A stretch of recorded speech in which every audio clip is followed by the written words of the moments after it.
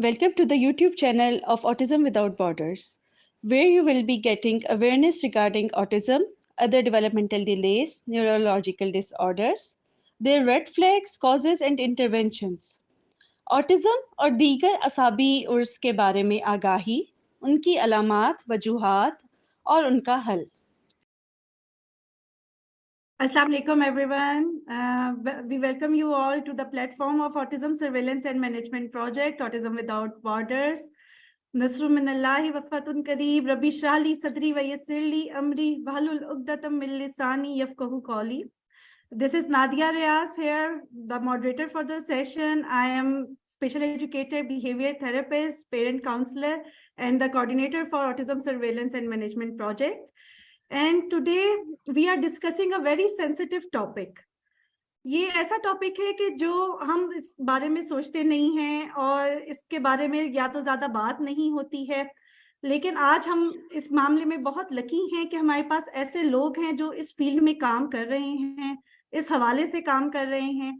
Child abuse and neglect is so much neglected topic, I would say. और ये जो चीज है हमारी के हमें इस बारे में ही नहीं पता कि होता क्या है. सबसे पहले तो हमें जानने की जरूरत है कि what actually is child abuse and neglect. और it's not just about being physically abused और being physically tortured, emotionally, verbally. There are so many abuses which are not being talked about. So we are glad कि हमारे पास as a chairperson we have today Dr. Aisha Mehnaz with us, who is chairperson for Kompal Child Abuse and Prevention Society. और we have Dr. Naeem Zafar with us, जिनकी जितनी भी तारीफ की जाए कम है उनके लिए.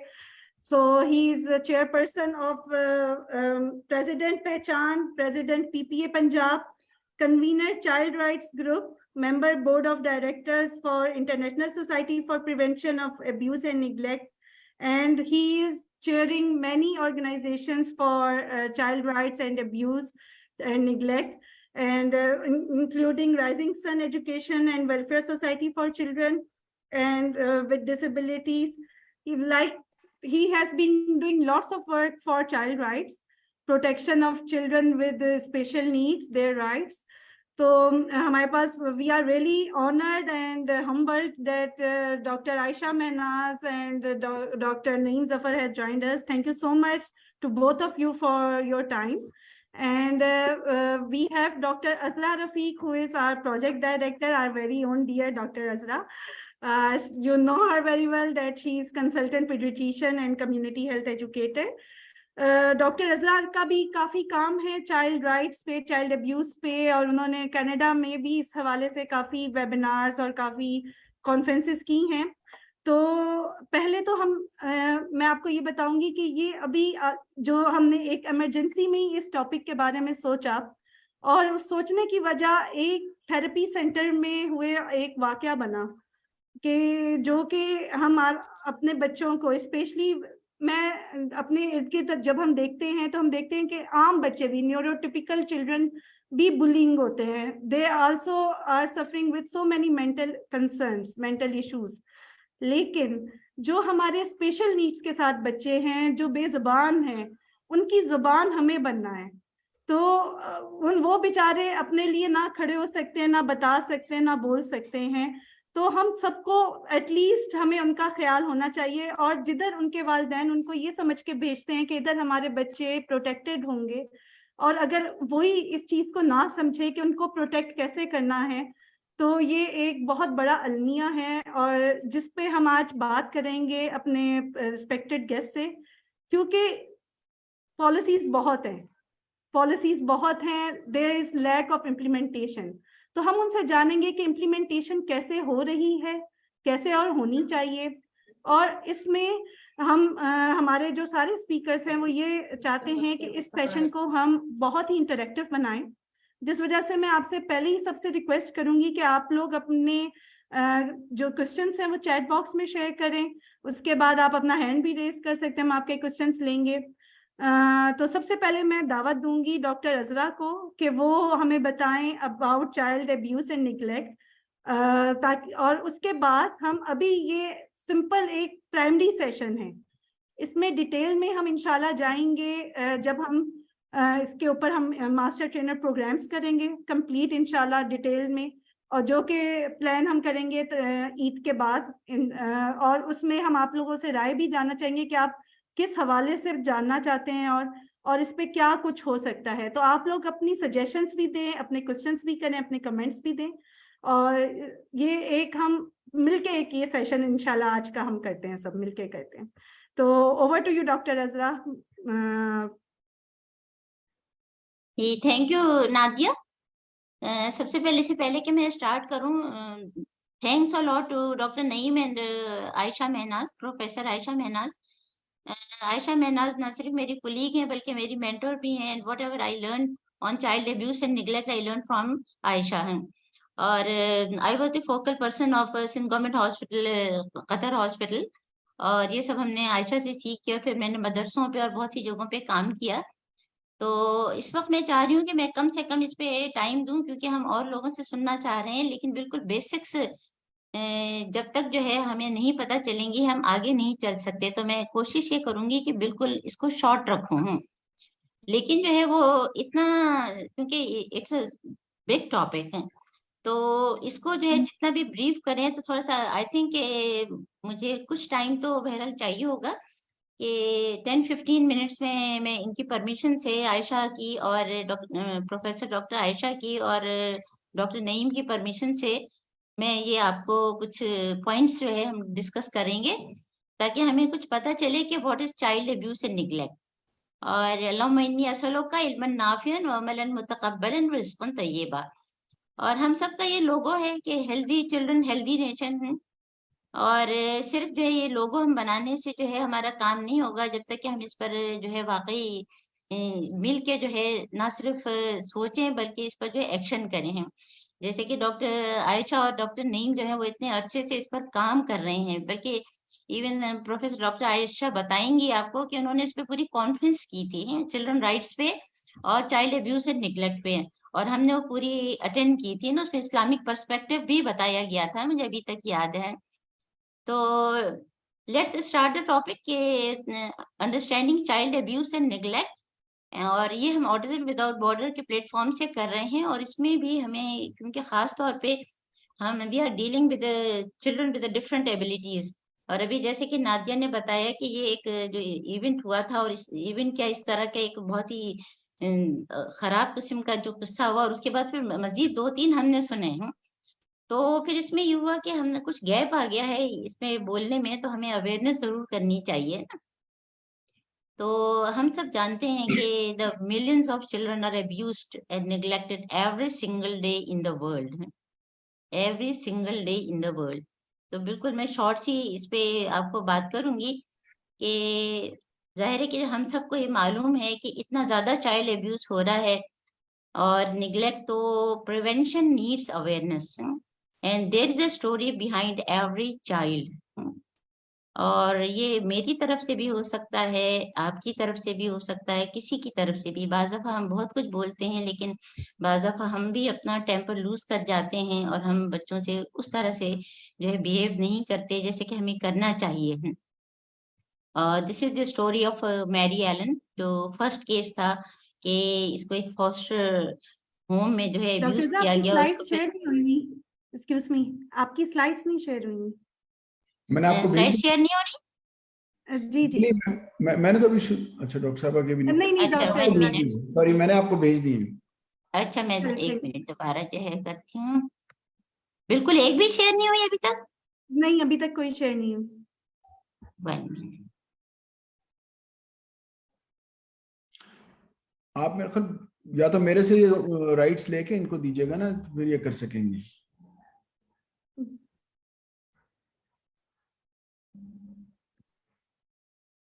जी अब हो रही है, इसको आप स्क्रीन शेयर कर दें। ठीक है, अब हो रही है। जी जी हो रही है, इसको आप अच्छा, और स्क्रीन शेयर मेरी कर आवाज दें। भी आ रही है। जी जी आ रही है, वो आप ठीक है, इसको तो स्क्रीन हमने शेयर ये कर स्लाइड दें। कर ली है, because I was thinking that you people मतलब मुझे पता भी नहीं कि आप लोगों को स्लाइड्स नजर नहीं आ रही है, तो मैंने यहीं से शुरू किया था कि हमारा लोगो है हेल्दी चिल्ड्रन हेल्दी नेशन, और इसको सिर्फ लोगो बनाने के बजाय जो है हम इस पे काम करेंगे अब, और जो मेरा टॉपिक है आज का वो ये है कि understanding child abuse and neglect, है ना। और मेरा इंट्रोडक्शन आपने करा ही दिया है। और ऑटिज्म विदाउट बॉर्डर के प्लेटफॉर्म से हम इसलिए कर रहे हैं कि अभी जो इवेंट्स इन्होंने जो बताए, जो प्रॉब्लम्स हुए हैं कुछ थेरेपी सेंटर्स में, उसकी वजह से हमको ये जरूरत महसूस हुई कि हम इसको दोबारा करें, है ना। और जाहिर है कि मैं thanks a lot to doctor Naeem और डॉक्टर आयशा के, वो हमारे साथ हैं कि अगर कोई इसमें चीजें ऐड करना चाहेंगे उनका इनपुट। और हमारे साथ इस वक्त जो है डॉक्टर फरजाना सईद, जो कि सीनियर पीडियाट्रिशियन है फ्रॉम यूएसए, और she is also on board of directors on autism without border. और डॉक्टर आतिफ सईद भी हमारे साथ हैं इस वक्त हैं, तो हम उनसे भी पूछेंगे। तो millions of children are abused and neglected every single day in the world. और इसको प्रिवेंट करने का क्या है कि प्रिवेंशन नीड्स अवेयरनेस, है ना। अच्छा, अब इसमें थोड़ी सी हिस्ट्री अगर आप देखें, बिल्कुल शॉर्ट सी मैं चीजें बता रही हूँ कि ये आप देख सकते हैं कि मैरी एलन, है ना, ये फोस्टर होम में थी और उसको अब्यूज किया गया, फिर रिपोर्ट किया गया, फिर she was taken to an upstate to New York, फिर उसके बाद उसको अच्छा रेस किया गया, उसके बाद उसकी शादी हुई, उसके बच्चे हुए, और Mary Allen live to be 92, यानी एक अच्छी एंडिंग थी। और ये दो आप तस्वीरें भी देख रहे हैं कि जब अब्यूज फॉर्म में और उसके बाद 1 ईयर लेटर। और centuries of child maltreatment. और मैं ये समझती थी कि सिर्फ शायद पाकिस्तान में ये होता है क्योंकि हम डेवलपिंग कंट्री हैं, लेकिन जब आई वाज इन कनाडा तो मैंने देखा कि वहाँ भी बहुत हाई फिगर्स हैं, लेकिन वहाँ चीजें रिपोर्ट होती हैं और हमारे यहाँ तो अंडर द कारपेट ही सारी चीजें होती हैं, तो हमको ये भी मालूम नहीं कि हमारे एग्जैक्ट फिगर है क्या है। So you can see that in 1874, first legal case was reported, and in 1900, juvenile justice system was made, and 1962, battered child syndrome. 1963 में first reporting laws were made, and in 1974, U.S. Child Abuse and Prevention Act, है ना, capita, and 1980s में sexual abuse laws were made. तो अब हमें जो है किस चीज पे बात करनी है कि चिल्ड्रन राइट्स पे थोड़ा सा शॉर्ट से हम देखेंगे, क्योंकि इसके बगैर जब तक हमको राइट्स नहीं पता तो हमें रिस्पॉन्सिबिलिटीज भी पता नहीं चलेंगी कि हमें करना क्या है और क्या अब्यूज और क्या निग्लेक्ट है। तो डेफिनेशन क्या है इसकी, चाइल्ड अब्यूज निग्लेक्ट की, इसकी टाइप्स बिल्कुल शॉर्ट सी हैं। और फिर थोड़ा सा स्टैट्स हम बताएंगे, इसमें डॉक्टर आयशा मजीद इसमें ऐड करेंगे, डॉक्टर नईम भी हैं। और चाइल्ड अब्यूज और निग्लेक्ट जो है फिर स्पेशल चिल्ड्रन में, ये जिसकी हमारे पास कोई फिगर ही नहीं है। और ये मैं अक्सर कहती हूँ जो भी हमारे वेबिनार्स अटेंड करते हैं कि योर चाइल्ड नीड्स यू। और जब हम कहते हैं your child, it doesn't mean that my child और your child, the children of the society, जो हमारे क्लिनिक में आए हैं, जो हमारे स्कूल में आए हैं, जो हमें बाजारों में नजर आ रहे हैं, जो हमें पार्क में नजर आ रहे हैं, तो वो सारी चीजें वो हमारी जिम्मेदारी, अगर हम कोई भी चीज नोट करें तो हम उसको जरूर नोटिफाई करें। और CRC जो है वैसे तो इसके बहुत सारे आर्टिकल्स हैं, और तकरीबन 25 इयर्स बैक ये यूनिसेफ ने जो है वो दुनिया ने बच्चों से क्या कमिटमेंट किया था कि उनकी सारे राइट्स हैं to survive and thrive, to learn and to grow and to make their voices heard and reach their full potential. और हमारा ऑटिज्म सर्विलेंस और मैनेजमेंट का भी जो मेन ऑब्जेक्टिव है वो ये कि early diagnosis and early intervention to get the full potential of the child. अब हु इज चाइल्ड हम पूछते हैं तो अक्सर लोगों को नहीं पता होता है ना, तो ये जाहिर है कि below the age of 18 years, simple बात है कि जब हमारा यहाँ पे शनाख्ती कार्ड बनता है उससे छोटे सारे बच्चे ही होते हैं ना, unless they under the law applicable to any, अगर किसी कंट्री में हमेशा प्यूबर्टी बहुत जल्दी हो तो फिर वो लॉ चेंज किया जाता है। और आर्टिकल 2 में यू कैन सी के irrespective of their color, sex, language, religion, political or other opinion, national, ethnic group, origin, property, disability, birth और अदर स्टेटस, सारे सबके राइट्स एक ही हैं, इसमें कोई फर्क नहीं है, ये हम सबको पता होना चाहिए। अब राइट्स ऑफ चिल्ड्रन इन इस्लाम जो है नज़ूल कुरान 610 to 632 में AD में हुआ, और रोल मॉडल हजरत मोहम्मद सल्लल्लाहु अलैहि वसल्लम हूँ। जबकि CRC जो है अडॉप्टेड एंड ओपन, आप देख रहे हैं कि 1989 में, और एंट्री जो है इसकी 1990 में है। और उसके बाद भी अभी भी जो है, अभी एक फादर भी इस वक्त हमारे साथ शरीक होंगे, उनको मैंने खास तौर पे जो है वो बुलाया था कि वो डायरेक्ट अपना केस डिस्कस करें। तो अभी भी जो लॉज बनाए गए हैं, अभी हम लोग यही बात कर रहे थे इसको कैसे इम्प्लीमेंटेशन किया जाए, कैसे इजी किया जाए। डॉक्टर नईम कह रहे थे कि ये तो कहीं इम्प्लीमेंटेशन होता नहीं, तो वही हमें तरीके बताएंगे, तो हम उनसे सुनने के लिए बेचैन हैं। तो व्हाट इज एब्यूज, यानी कि हर एक के जहन में कुछ डिफरेंट डेफिनेशन होगी। तो इसमें डेफिनेशन ऑफ चाइल्ड एब्यूज क्या है, द फिजिकल और मेंटल इंजरी, है ना। इसमें जो है नेग्लिजेंस भी, फिजिकल, मेंटल, सेक्सुअल, ये सारी चीजें, और 18 ईयर्स से जो है वो बच्चा हो उस वक्त तक इस किस्म का कोई भी प्रॉब्लम, ये मुख्तलिफ किस्म की डेफिनेशंस हैं। और ये चाइल्ड वेलफेयर एक्ट, इसका इन सब का मकसद एक ही है। आप देखें कि चाइल्ड वेलफेयर एक्ट ने भी फिजिकल और मेंटल इंजरीज, सेक्सुअल एब्यूज और एक्सप्लॉयटेशन, नेग्लिजेंस, ट्रीटमेंट और maltreatment of a child under the age of 18 by a person who is responsible for the child's welfare under circumstances which indicate that the child's health or welfare is harmed or threatened, है ना। और अक्सर हम बाद में देखेंगे states में कि ज्यादातर जो है वो सबसे हाई फिगर जो है वो अपने ही घर वालों की तरफ से, एक्वेंटेंसेस की तरफ से, फैमिली मेंबर्स की तरफ से, है ना। फिर ये एक और डेफिनेशन भी उससे मिलती जुलती है ना। और फिर यूएस चाइल्ड अब्यूज प्रिवेंशन और ट्रीटमेंट एक्ट का जो है चाइल्ड मेल ट्रीटमेंट को ये कैसे डिफाइन करते हैं, वही सेम है कि फिजिकल और मेंटल इंजरीज, सेक्सुअल अब्यूज और एक्सप्लॉयटेशन, नेग्लिजेंस और maltreatment of a child under the age of 18 by person responsible for the child's welfare, है ना। उसमें मैं आप सब लोग आ जाते हैं, पूरी सोसाइटी आ जाती है, एक पुलिस वाला जो खड़ा होता है वो भी आ जाता है, और जितने भी स्कूल्स हैं उनके प्रिंसिपल्स, उनके टीचर्स, हर एक आ जाते हैं, और जितने भी therapy rehabilitation centres. And there is no more fundamental test of a society than how it treats its children, Ronald Reagan. और हम इसमें असेस कर सकते हैं कि हमारे पाकिस्तान में क्या हाल है, क्या हाल है। हालांकि इस्लामी जमहूरिया पाकिस्तान है, और खलील जिब्रान का ये बहुत ही खूबसूरत कि your children are not your children हैं, they are sons and daughters of the life longing for itself, they came through you but not from you, and though they are with you but not they belong not to you। तो हम सबको ये सब realise करना चाहिए। और ये जो है टाइप्स हैं इसकी, फिजिकल यानी जिस्मानी तौर पे, फिर इमोशनल जज्बाती तौर पे, सेक्सुअल जिनसी तौर पे, और नेग्लेक्ट जो नजरअंदाज करना, है ना। और ये डेफिनेशन हम आपको पहले ही बता चुके हैं कि all forms of physical emotional, और इसकी कुछ परसेंटेज आपके सामने है, जिसमें जो है मैं इस पे एग्री नहीं करती वैसे तो कि इमोशनल एब्यूज 8% इसमें लिखा है, लेकिन इमोशनल एब्यूज के कोई निशानात नहीं होते। अभी पिछले दिनों जो केस था जो हमने डॉक्टर आयशा के पास भी भेजा था, उसमें यही था कि हम उसको प्रूफ कैसे करें, क्योंकि फिजिकल एब्यूज तो फिर भी प्रूफ किया जा सकता है ना, और वो इमोशनल जो है सबसे ज्यादा होता है।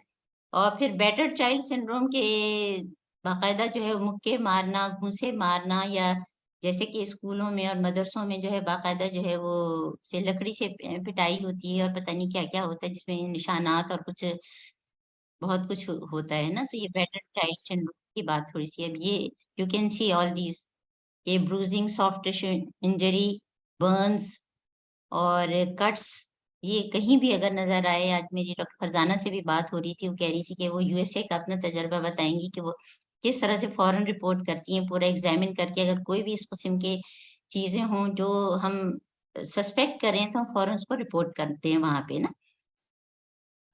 फिर शेकन बेबी सिंड्रोम, ये लोगों की बहुत ही जो है पता नहीं क्या हैबिट होती है कि बच्चे को जो है वो जोर से शेक कर देते हैं ना, और उसकी वजह से जो है वो क्या होता है कि ब्रेन हैमरेज होता है, या ऊपर उछालते हैं और अपनी पता नहीं कौन सी ख्वाहिशात को पूरा करते हैं। तो देखिए, crying can't kill a baby but shaking can, तो नेवर नेवर डू इट, है ना। इसी तरह से जैसे कि स्लैपिंग, थप्पड़ मारना कि इतना ज्यादा कि वो निशान तक पड़ जाए हैं, और इसी तरह से जो है जो जिस स्टिक से मारा जाता है उसके भी अक्सर निशान पड़ जाते हैं। तो कैरेक्टरिस्टिक्स से क्या है, we all must be aware of about this, क्योंकि पेरेंट्स हमारे पास है, उनको पता होना चाहिए कि अगर कोई अनएक्सप्लेन जो है बर्न्स हैं, या कट्स हैं, ब्रूजेस हैं, बाइट मार्क्स हैं, एंटी सोशल बिहेवियर कोई नजर आ रहा है, कुछ रिग्रेशन है, स्कूल में प्रॉब्लम है, फियर ऑफ एडल्ट्स है, तो हमें इस पे जरूर सोचना चाहिए कि कोई ना कोई प्रॉब्लम है। फिर emotional abuse, the abuse that express to children that they are worthless, कि तुम्हारी कोई अहमियत नहीं है, तुम्हारे अंदर ये खामी है, उनको दूसरों से कंपेयर करना है, और उनको जो है ये सोचना कि इनकी तो कोई माशरे में वो नहीं है, जब तक दूसरे के मयार पे ये नहीं उतरे हैं ना, उसके लिए इतना ज्यादा उनको जो है प्रेशर में डालना है। और देखिए इसमें से ये जो है हम पिक्चर्स देखते हैं और हम सोचते हैं कि ये मैं नहीं हूँ, हम भी हो सकते हैं। हो सकता है हम कभी जो है अपना टेम्पर लूज कर गए और हमारी तरफ से ये हुआ हो। तो उसकी कैरेक्टरिस्टिक्स क्या है? एपैथी, डिप्रेशन, हॉस्टिलिटी और stress, lack of concentration, eating disorders. क्योंकि अब आज के जब से हमने ऑटिज्म पे काम किया है, तो विदाउट जो है डिटेल असेसमेंट और सही स्क्रीनिंग के लोग उनको ऑटिज्म कह देते हैं। तो हम इस वजह से बहुत डिटेल हिस्ट्री लेते हैं ना। फिर सेक्सुअली अब्यूज की, कि उनका जो है वो सेक्सुअल एक्ट्स में बहुत ही उनका ऐसा इंटरेस्ट होता है, उनको रात में कुछ ख्वाब ऐसे नजर आते हैं, चीखते हैं या बेड वेटिंग होती है, इस तरह की चीजें उनको। फिर जो है फियर ऑफ पर्टिकुलर पर्सन और फैमिली मेंबर, इस तरह की कोई भी चीज हो तो we must be conscious about that है। फिर निगलेक्ट जैसे मेल न्यूट्रिशन है, इसके अलावा clothing, shelter, safe environment, medical और डेंटल केयर। ये बस मैं इसलिए तेजी से कर रही हूँ कि हमें फिर डिस्कशन ज्यादा करना है। और निगलेक्टेड चिल्ड्रन का तो हम लोग मेल न्यूट्रिशन पे हम सबका बीइंग पीडियाट्रिशियन काम है। तो ये मैं स्लाइड हमारे पेरेंट्स से जरूर शेयर करूंगी कि इस किस्म की हरकतें आप लोग को नजर आती होंगी कि एक तो बच्चे से जबरदस्ती कोई काम करवाना, चाइल्ड लेबर भी इसमें आता है, फिर उसका हाथ पकड़ के अपने जिस्म पे फेरना या उसके जिस्म के कुछ हिस्सों को टच करना, है ना। ये बहुत सारी इसमें चीजें हैं जिसकी मैं स्लाइड शेयर कर दूंगी, जिसे we all must be conscious about that, है ना। तो कॉन्सिक्वेंसेस इसके क्या है कि बाज़ दफा इवन डेथ हो जाती है, और disability in severe cases, affective and behaviour disorders, developmental delay हो जाता है, लर्निंग डिफिकल्टीज होती हैं, failure to thrive and growth retardation, then predisposition to adult psychiatric disorders, increased risk of the abused becoming an abuser. वो अपना बदला दूसरों से करता चला जाता है, दूसरों से निकालता चला जाता है, तो वो अब्यूज साइकिल एक हो जाता है। तो bruises heal but pain last forever. और ये भी स्टेट्स हैं कि 3/4 of abuse children will end up in jail है। तो अब बेसिक स्टेट्स की हम थोड़ी सी बात करते हैं। ये कोपल ने ही इसको कलेक्ट किया है, और मैं जब डॉक्टर आयशा महनाज ने हमको पढ़ाया था तो उस वक्त से ये सेव हुआ है मेरे पास। ये कुछ ओल्ड है, उसके बाद हम जो है अपडेटेड भी आपको बताते हैं ना, कि more than 40 million reported cases world wide. क्योंकि पहले मैं ये समझती थी कि डेवलप्ड कंट्रीज में तो ये चीज नहीं है, लेकिन वहां भी है। It is the most under reported issue. More than 3 million girls is subjected to genital mutilation every year, और 20% women, 5 to 10% men reported being sexually abused as children, while 25 to 50% of all children report being physically abused। ये ARK of Hope for Children source है ये। फिर global prevalence आप देख सकते हैं कि यूएसए में मोर देन 3.3 मिलियन है। फिर यूनाइटेड किंगडम में आप देख सकते हैं कि 18,915 है। सोर्स है nation society for prevention of cruelty to children. फिर ये कुछ इंडिया की फिगर है। फिर इसके अलावा अब हम जो है वो थोड़ी सी साउथ अफ्रीका की और हम पाकिस्तान की बात करते हैं ना।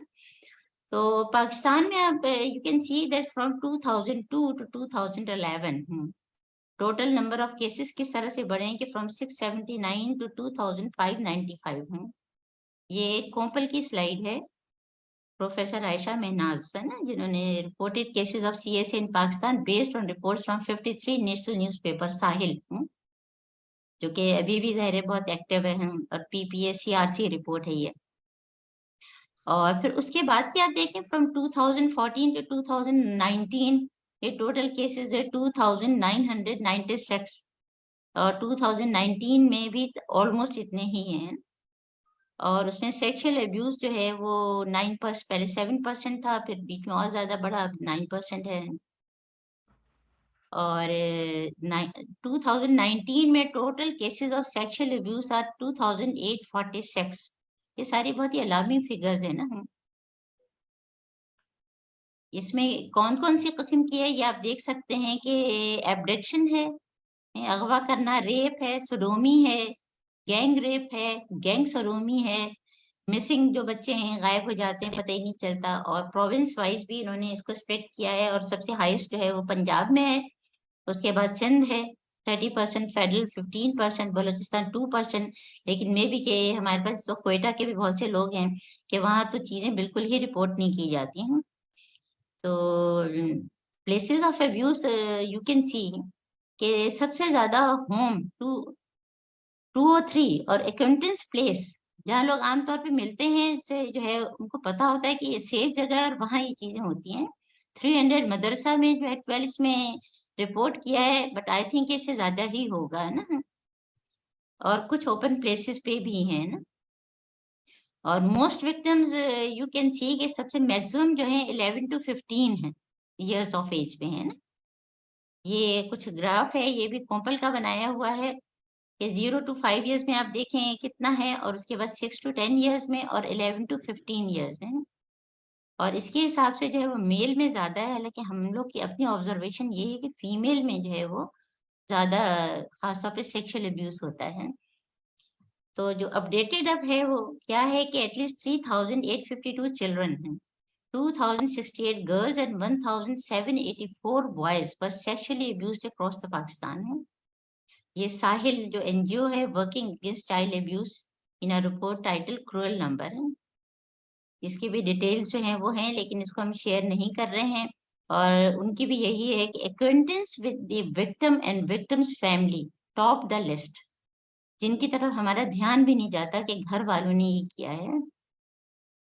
और एज वाइज ब्रेकडाउन हम आपको पहले बता चुके हैं, और प्रोविंस की भी जो है लेटेस्ट, ये भी हम आपसे डिस्कस कर चुके हैं। और ये सिर्फ कराची की रिपोर्ट है। अच्छा, थोड़ा सा मैं इस पे 1 मिनट में बात कर लेती हूँ कि द किड्स राइट्स इंडेक्स है।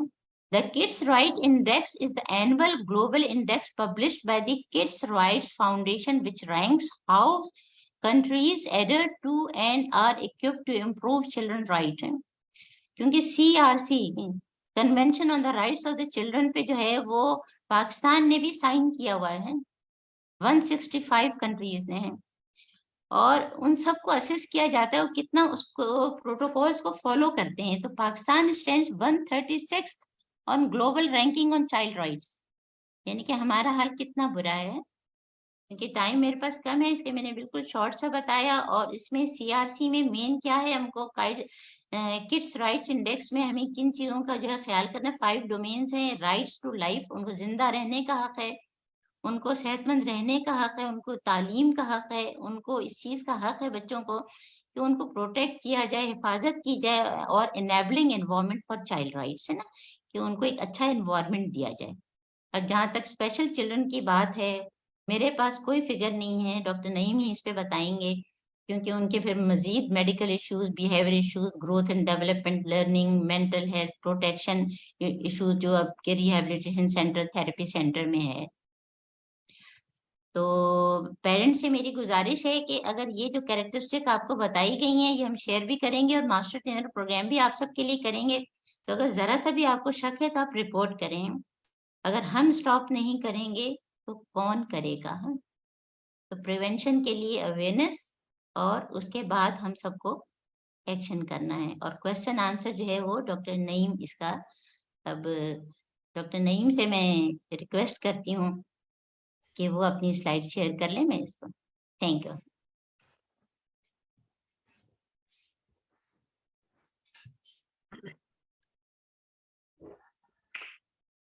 बहुत शुक्रिया। अस्सलाम वालेकुम। वालेकुम सलाम। वालेकुम अस्सलाम। सबसे पहले तो मैं शुक्रगुजार हूँ ऑटिज्म विदाउट बॉर्डर्स का, डॉक्टर अजरा का, और हमारी दोस्त आयशा महनाज का, और नाजिया के हमें मुझे ये मौका दिया कि हम यहाँ पे गुफ्तगू कर रहे हैं। और दूसरा ये है कि बड़ी अच्छी आपने प्रेजेंटेशन दी, और उसकी सबसे अच्छी बात ये थी कि बहुत सारी बातें जो मैंने करनी थी वो आपने पहले से कर ली, तो मेरा काम बहुत आसान कर दिया। अब मेरा काम इस वक्त ये है, आपको पहले अपनी स्क्रीन बंद करनी पड़ेगी, फिर शायद मैं शेयर कर सकूंगा। अच्छा, मेरी खुद ही बंद हो गई, मैं समझी शायद किसी ने बंद की है, क्योंकि मैंने सबको पोस्ट बनाया हुआ है। चलिए, बंद हो गई। Thank you.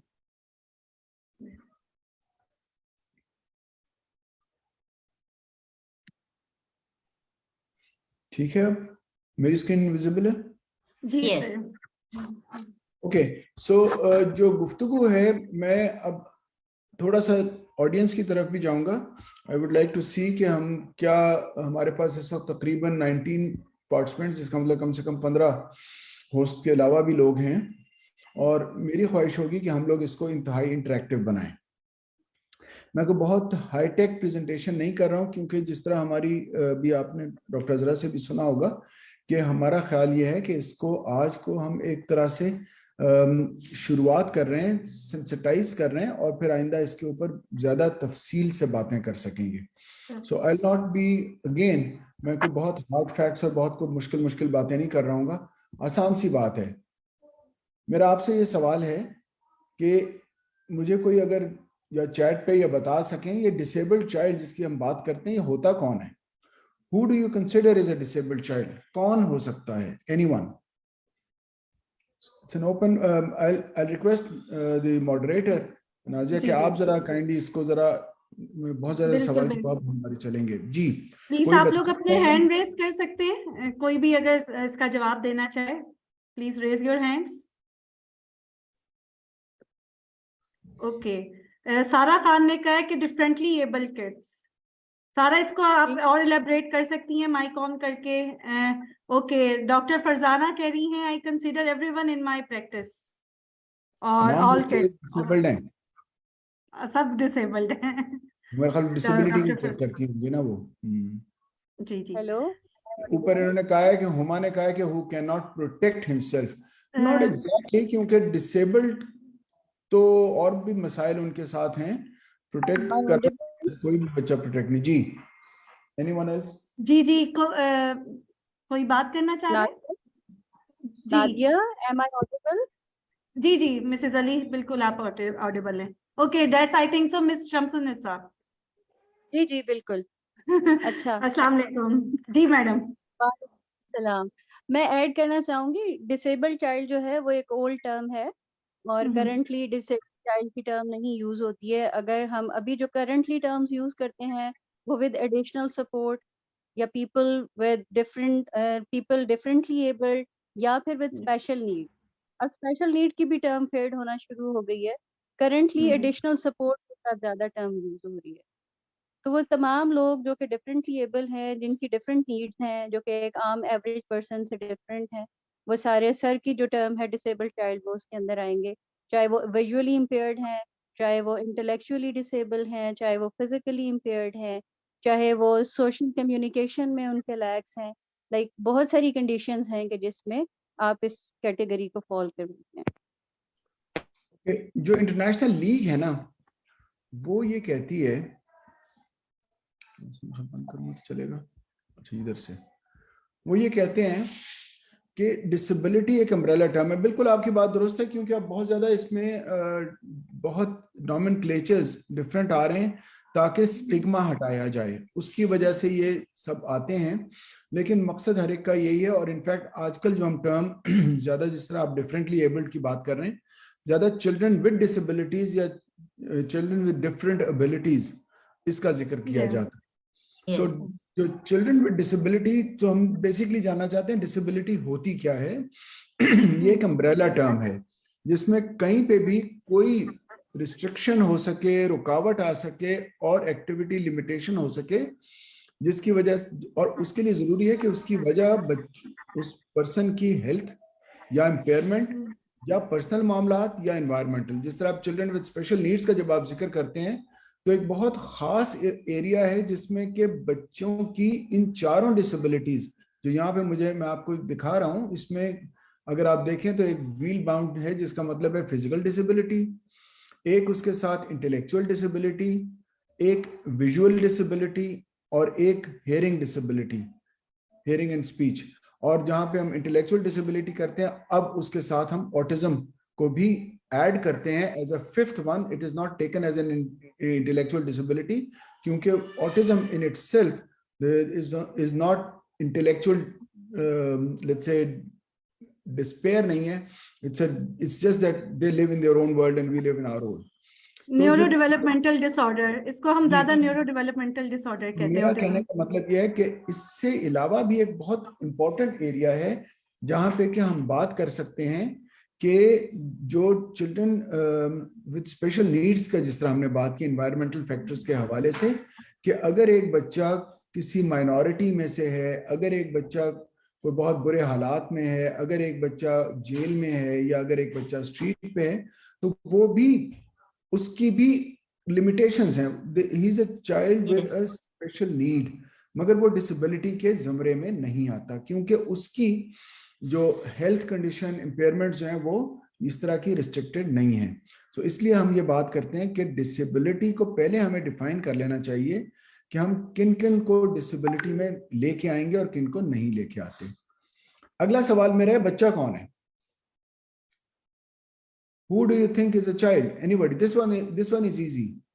I just told that it's 18. मैं वही कह रहा हूँ, नहीं, years. आप ना बताइए, इनसे पूछते हैं, क्योंकि अभी आपने हिंट दिया है, आप बता चुकी हैं, लेकिन do we really think so?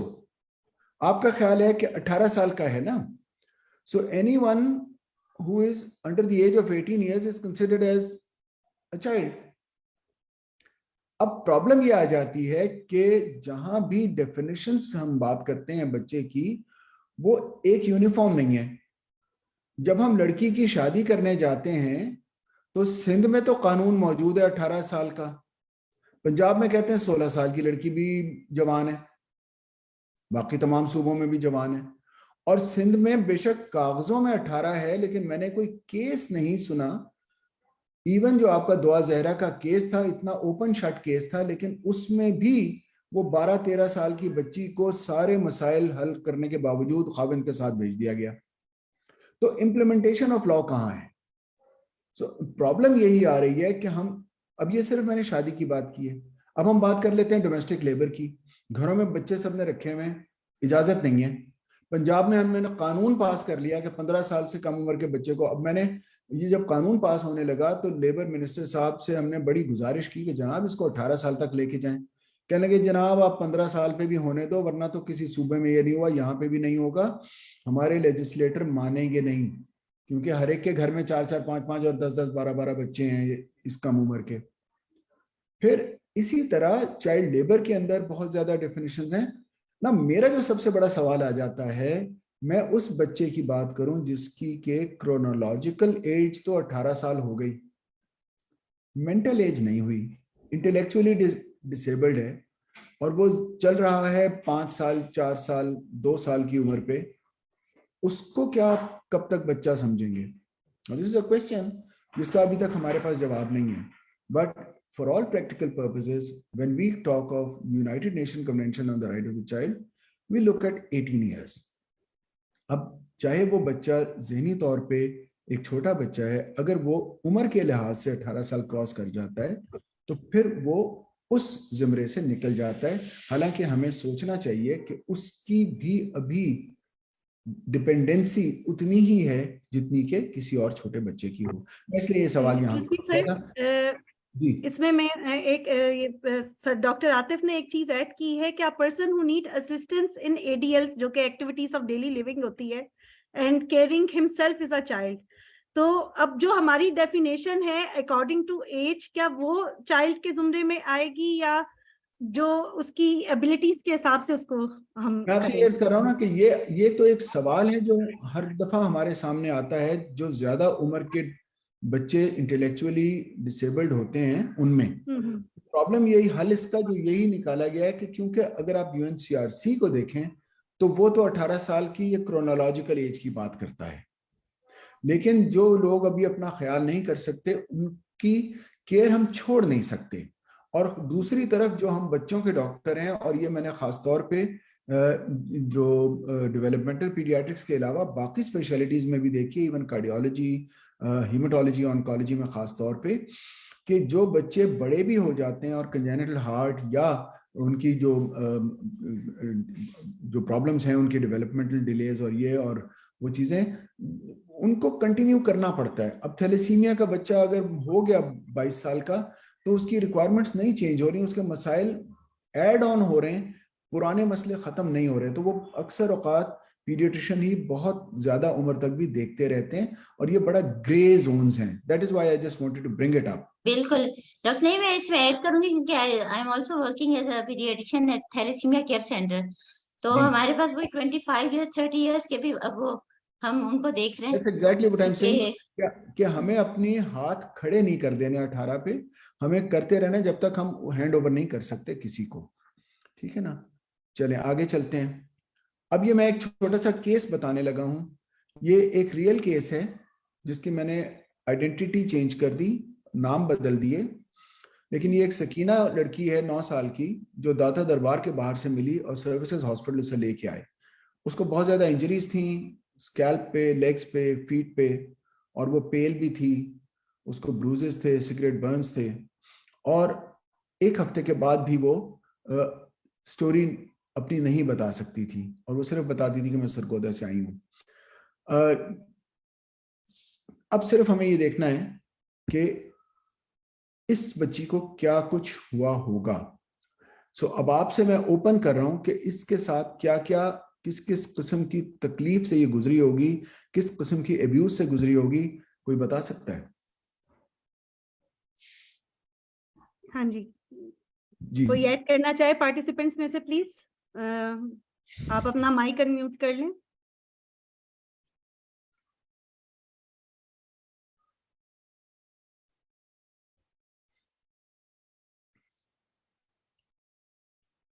Ji please, anyone? Sir अस्सलाम वालेकुम जी, डॉक्टर आतिफ बात कर रहा हूँ. वालेकुम अस्सलाम. जी जी. जी हाँ डॉक्टर. आप देखें, ये तो बड़ा ओपन, जैसे उन्होंने सर ने इंजरी का बताया हर तरह का बॉडी पे. उसमें अगर आप सेक्सुअल अब्यूज को अगर आप छोड़ दें, उसको आप ना डालें, हम हर चीज़ में सेक्सुअल अब्यूज को ले आते हैं. सेक्सुअल अब्यूज अगर नहीं भी हुआ है तो जो उसका फिजिकल है, मेंटल है, साइकोलॉजिकल अब्यूज है, यही जो है उसके डिस्ट्रेसिंग के लिए काफ़ी है.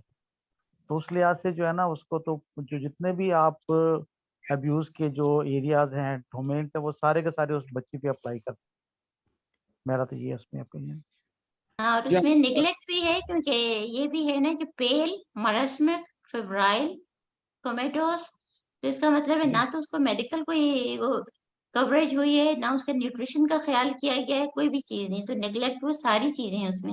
आप देखिए कि जो बच्चे जरा से भी डिसेबल्ड होते हैं, डिसेबिलिटीज के साथ होते हैं, उनको किस तरह निगलेक्ट किया जाता है, उनके क्या हालात होते हैं. और ये बच्ची भी तकरीबन इन्हीं हालात में थी, और वो बेचारी बता भी नहीं सकती कि उसके साथ क्या हुआ. ये हमारी इनफैक्ट ये जो अगेन ये हमारी जो हमने काम शुरू किया था, तो one of the main reasons यही बच्ची थी जो हमारे सर्विसेज हॉस्पिटल में आई थी, जिसकी वजह से हम लोग, ये बहुत पुराना केस है और मुझे ख्याल आया कि मैं ये आपके साथ शेयर करूं. ओके, तो अब डेफिनेशन आपने अभी बताई डॉक्टर अजरा ने कि ये WHO ये कहती है कि कोई भी बच्चे को फिजिकल, इमोशनल या सेक्सुअल अब्यूज या निगलेक्ट हो या किसी भी किस्म की एक्सप्लॉयटेशन हो तो उसको चाइल्ड अब्यूज कहते हैं. मगर इसमें 2 इंपॉर्टेंट चीजें हैं देखने वाली. एक तो पहली ये बात है कि ये जरूरी नहीं है कि अब्यूज हो जाए या निगलेक्ट हो जाए. जिस तरह हम बात करते हैं कि पोटेंशियल टू द हार्म, जब इसीलिए जब हम बात करते हैं अर्ली चाइल्ड मैरिज की, जब हम बात करते हैं चाइल्ड लेबर की, तो जरूरी नहीं है कि वो बच्चे जो कि जल्दी जिन बच्चियों की या बच्चों की शादी हो जाए या जिन बच्चों के हो, वो उनको कोई नुकसान पहुंच ही जाए. पहुंच रहा है, उस वक्त पहुंच भी रहा है, लेकिन उनके ऊपर पोटेंशियल बहुत ज्यादा है हार्म का. तो कोई भी इसी तरह जो जिस बच्चे को भी किसी किस्म की भी डिसेबिलिटी है तो उसको बहुत ज्यादा रिस्क है उसको हार्म का. और दूसरी इसमें इंपॉर्टेंट बात है कि जब हम बात करते हैं नुकसान की, तो वो सिर्फ और सिर्फ उसकी हेल्थ की बात नहीं कर रहे, उसकी सर्वाइवल की भी बात कर रहे हैं, उसकी डेवलपमेंट की भी बात कर रहे हैं, और उसकी डिग्निटी की भी बात कर रहे हैं. So we are talking about the whole spectrum of human life, not just their survival और देयर हेल्थ. क्योंकि हम आमतौर पे डॉक्टर जब ये बात करते हैं तो समझा यही जाता है कि बस वो बच्चे का वजन पूरा हो और बच्चे को जनाब खुराक पूरी मिल रही हो और वो बीमार ना हो तो वो ठीक है. ये नहीं देखते कि उसकी डेवलपमेंट डिले कितने आ रहे हैं, उसके साइकोलॉजिकल डिस्टर्बेंसेस कितनी आ रही हैं. या वो साइकोलॉजिकली कितना डिस्टर्ब है क्योंकि उसकी डिग्निटी लूज हुई हुई है और उसको उसके साथ कितना बुरा जहनी तौर पे सलूक किया गया है। और आखिर में जो इसका हिस्सा है वो ये है कि अनफॉर्चुनेटली ये जो चाइल्ड अब्यूज है आती कहाँ से है? ये वहीं से आती है जिन लोगों पे बच्चे का सबसे ज्यादा रिस्पॉन्सिबिलिटी होती है, या जिन पे बच्चे ट्रस्ट करते हैं, या जिनको बच्चों के ऊपर कोई ताकत होती है। सो हम सबसे पहले निगलेक्ट उठाते हैं। सो अगर निगलेक्ट हम देखें तो निगलेक्ट है not fulfilling the basic needs, कि बच्चे की जरूरियात पूरी नहीं हुई। अब जरूरियात क्या है बच्चे की? उसकी खुराक, उसके कपड़े, उसका शेल्टर और प्यार। अब जरूरी नहीं है कि ये इंटेंशनली हो, इग्नोरेंस से भी हो सकता है, लेकिन इंटेंशनल भी हो सकता है। अब मेरा सवाल आपसे ये है कि ये निगलेक्ट तो है, और इसके फिर आगे किस्में भी बहुत सारी हैं। इसमें फिजिकल निगलेक्ट भी है, जिसमें कि बच्चों की सफाई ना की जाए, गंदा रखा जाए, खुराक ना दी जाए। इमोशनल निगलेक्ट है कि बच्चे से टाइम, ये इमोशनल निगलेक्ट तो हम हर एक कोई कर रहे हैं क्योंकि स्क्रीन तो हमारे घरों में 4 से 6 घंटे हर कोई देख रहा है। बच्चों को आइसोलेट कर रहे हैं, उनको बुरे बुरे नामों से पुकार रहे हैं। मेडिकल निगलेक्ट हम अक्सर अपने अस्पतालों में देखते हैं कि बच्चे देर से लाए जाते हैं, बीमार हो जाते हैं और उनको इधर उधर फिराया जाता है सिर्फ इस वजह से कि कौन इसका इलाज करे। एजुकेशनल निगलेक्ट आप तो पूरे पाकिस्तान में देख रहे हैं कि बच्चे स्कूल में कितने आउट ऑफ स्कूल बच्चे हैं, और जो बच्चे स्कूलों में भी हैं उनके क्या तालीम का हाल है। सेफ्टी निगलेक्ट अगर हम बात करें तो हम ये बात करते हैं कि जहाँ पे के घरों में हम सेफ्टी के मेजर्स नहीं कर रहे। अब इसी तरह सिस्टमैटिक निगलेक्ट है कि जो गवर्नमेंट लॉज एंड पॉलिसीज नहीं बना रही।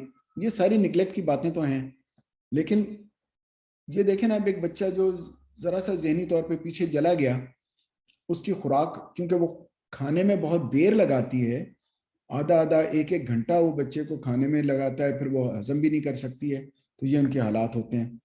सो आप मुझे बताइए जो ग्रुप है कि ये जो हमारी सिवियर निगलेक्ट्स हैं, जब चिल्ड्रन विद डिसेबिलिटीज हैं, इनमें आपने निगलेक्ट के केसेस देखे हैं कोई, और किस तरह के होते हैं? क्या निगलेक्ट होती है इनमें? Can anyone tell?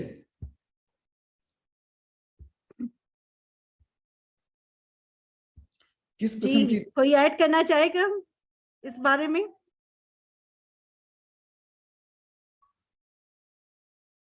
मेरा ख्याल है पार्टिसिपेंट से शेयर करें तो ज्यादा अच्छा है। किस किस्म की निगलेक्ट आप देखते हैं? अगर आपने कभी डिसेबिलिटी वाले बच्चे देखे हैं तो उनमें किस किस्म की निगलेक्ट होती है? अस्सलाम वालेकुम। वालेकुम अस्सलाम। एक निगलेक्ट जो मैं खुद नोट करती हूँ इन डिसेबल्ड बच्चों में वो ये कि हम सोसाइटी में ना इन बच्चों को कॉन्फिडेंस बिल्डिंग नहीं कराते इन बच्चों की, और उससे वो बहुत कॉन्फिडेंटली उनकी सेल्फ एस्टीम जो है काफी लो वो फील करते हैं, बजाय उनको स्पेशल फील कराने के कि वो एक हमारी सोसाइटी का अहम पार्ट बन सकते हैं, और वो उनमें बनने की पोटेंशियल भी है, हो सकती है। हम अपॉर्चुनिटीज हम उन्हें बार बार ये एहसास दिलाते हैं कि ये कमतर हैं, ये इस तरह से इनको साइडलाइन किया जाता है। तो आई थिंक कि ये एक बहुत इम्पोर्टेंट फैक्टर है।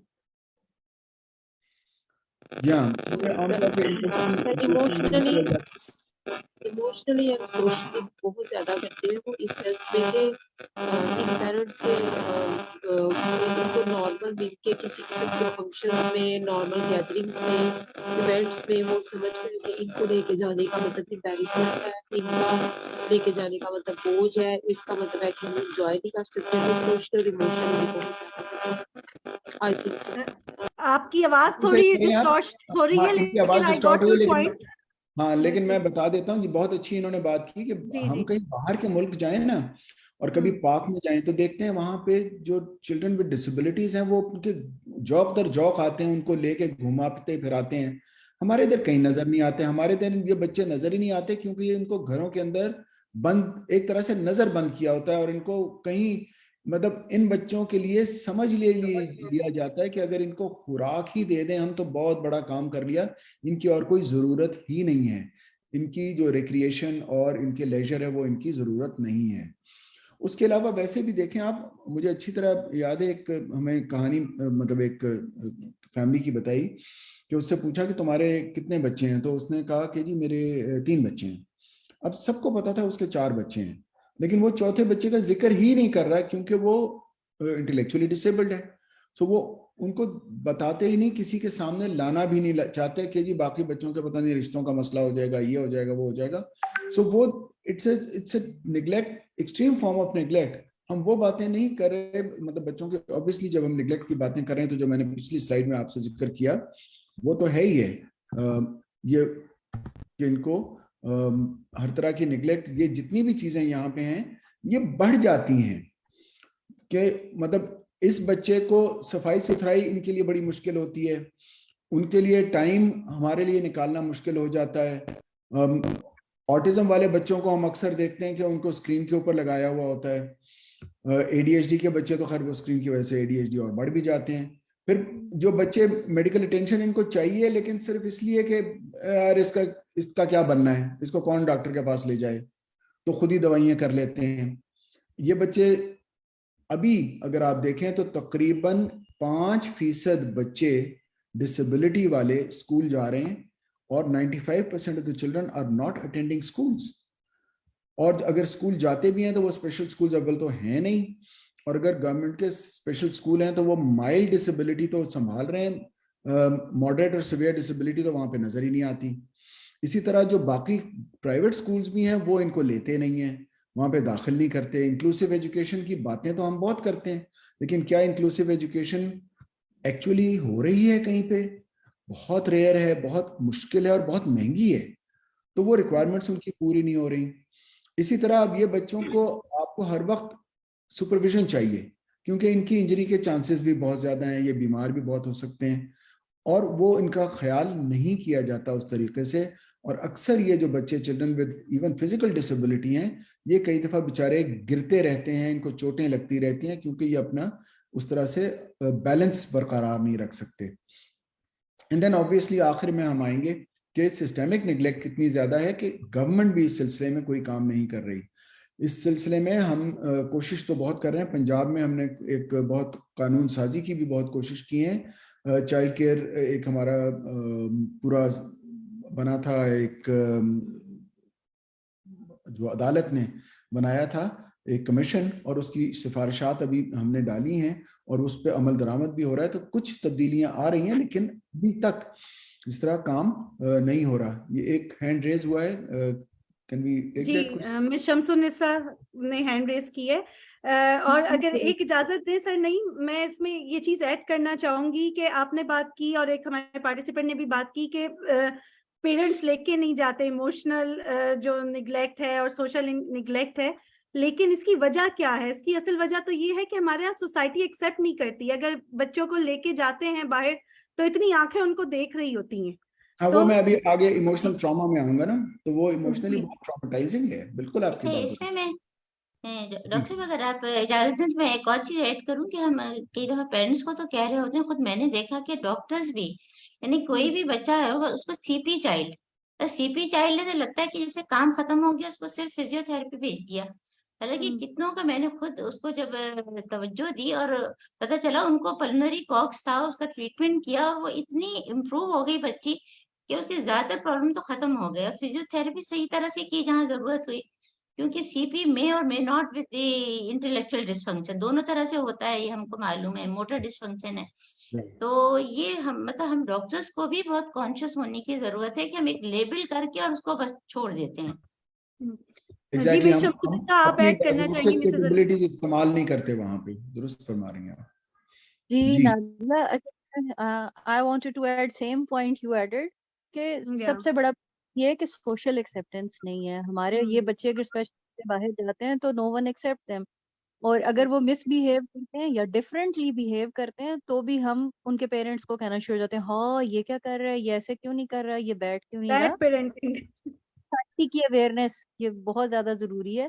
सबसे बड़ा जो निगलेक्टिंग का पॉइंट आता है वो सोसाइटी के लेवल पे आ रहा होता है कि जहां आप अपने बच्चों को ट्रेन ही नहीं कर पाते हैं, बाहर उन्हें सोशली लेके जाएं, लोगों के साथ उन्हें आप अटैच करें, इंटरेक्ट करवाएं। तो इसीलिए शायद I पेरेंट्स just एक वजह ये भी हो सकती है कि जी जी उनकी वजह से सोशल एक्सेप्टेंस कम होती जा रही है। जी जी one thing I add in this connection 2 days back मैंने एक पेरेंट को बुलाया हुआ था, बच्चे के फादर थे, तो उनको ना मैं इनके एक्सेप्टेंस मैंने इस सेंस में उनको दिलवाने की कोशिश की थी कि बात करते करते मैं उनको बता रही कि बच्चा आपको ना स्पेल बहुत अच्छे करता है, मतलब इन चीजों की तरफ जा रहा है, आप कहते हैं कि सिटिंग टॉलरेंस नहीं है इस तरह से। तो एक चीज उन्होंने ऐड की, मैंने कहा वो मैकडोनल्ड का हैप्पी एम मतलब ढूंढ के लिखता है और आपके तो ख्याल में इसको कुछ नहीं होता। एक बात उन्होंने ऐड की, कहते हैं कल मैं स्टोर पे गया तो वहां पे लिखा हुआ था ब्लू बैंड, तो इसने फौरन से पहले बोला है ब्लू बैंड, तो मैंने कहा यहाँ पे हाँ हाँ करता है ऐसे करके, तो मैंने कहा यहाँ पे आपका एक वो बच्चा जिसको आप नॉर्मल कहते हैं, अगर वो पढ़ता ना तो आपने कहना था कितना इंटेलिजेंट है, आपने वहीं पे अप्रिशिएट करना था। मैंने कहा आपने इस पे अप्रिशिएट किया था, कहते हैं नहीं। मैंने कहा अगर आप कर देते तो उस दुकानदार की नजरों में उस बच्चे के लिए और आपके लिए जो एक रहम और तरस जो आपने अपने आपके चेहरे पे भी नजर आ रहा होता है शर्मिंदगी के मैं कौन से बच्चे को लेके फिर रहा हूँ, मैंने कहा आप यकीन करें आपकी उस एप्रिसिएशन से दुकानदार के जेस्चर चेंज हो जाने थे और उसने भी कहना था वाह कितना इंटेलिजेंट बच्चा है। मैंने उनको बोला था, मैंने कहा खुद को चेंज करें, इसको भी अप्रिशिएट करें, देखिएगा दुनिया का नजरिया आपके बच्चे के लिए आपके लिए जब बदलेगा ना तो आप कॉन्फिडेंट फील करेंगे कि we have an intelligent guy with me.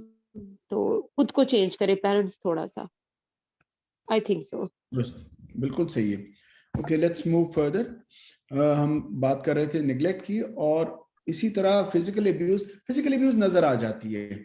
Physical abuse में जिस तरह अभी डॉक्टर अज़रा ने बताया कि जो भी मतलब चोटें हैं जो नजर आ रही हैं, चाहे वो डिसिप्लिन से हो, मारपीट से हो, ब्रूजिंग है, फ्रैक्चर्स हैं, डिस्लोकेशंस हैं, सफोकेशंस हैं, और ये सारी अगर आप देखें तो डिसेबिलिटी में ये कहीं बढ़ जाती हैं। सो इसमें अगर आप देखें तो अब इनको अगर एक एक आप करके देखिए, तो अब आप मुझे बताइए कि क्या जो बच्चे डिसेबल्ड हैं, जिनकी डिसेबिलिटी की हम जिक्र कर रहे हैं, ये चीजें उनमें ज्यादा हैं या उनमें उतनी ही है जितनी दूसरों में है? That's my question. Are they at a higher risk of physical abuse? बताइए जी, कौन ऐड करेगा इस पे पार्टिसिपेंट्स में से? पार्टिसिपेंट्स में से I ask participants, I want them to participate. या एक्चुअली 2 या 3 लोग कर रहे हैं, I want all of them. Yes please.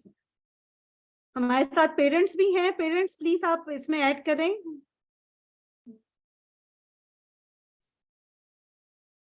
दांतों को ही आप ले लिख लें, के भी बता सकते हैं अगर आपको कोई इशू है। दांतों को ही ले लें। हमारे जो दांतों की कंडीशन साफ जो नॉर्मल बच्चे हैं उनके भी हालात अच्छे नहीं हैं, लेकिन जिन बच्चों की डिसेबिलिटी होती है उनके तो बिल्कुल ख्याल नहीं किया जाता और उनको अक्सर चोटें लग रही होती हैं।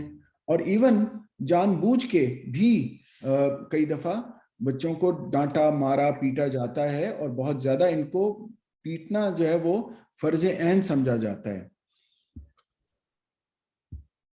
इमोशनल ट्रॉमा जो अभी थोड़ी देर पहले भी जिक्र हुआ था कि जब आप एनवायरनमेंट इनेबल नहीं होता, और खास तौर पे जब आप बात करते हैं कि एक्सेप्टेंस, स्कूल में एक्सेप्टेंस नहीं है, फैमिलीज में एक्सेप्टेंस नहीं है, सोसाइटी में एक्सेप्टेंस नहीं है, घराने के अंदर एक्सेप्टेंस नहीं है।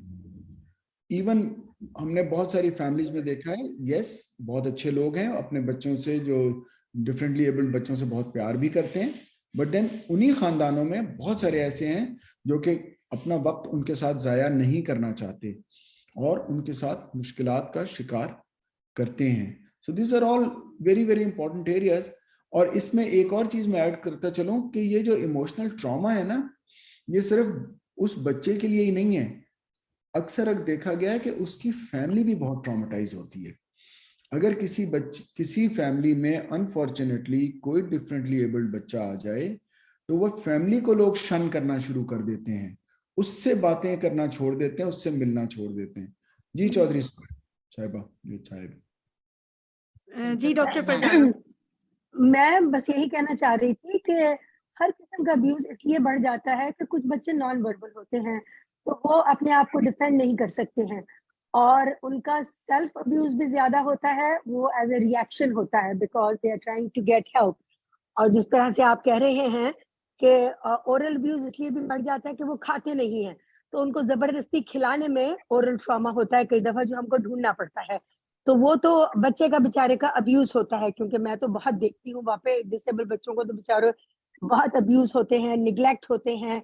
अगर वो अपने आप को खुद चेंज नहीं कर सकते तो व्हील चेयर में पड़े होते हैं, बेड सोर्स हो जाते हैं, लेग सोर्स हो जाते हैं, कंट्रैक्चर्स बहुत हो जाते हैं।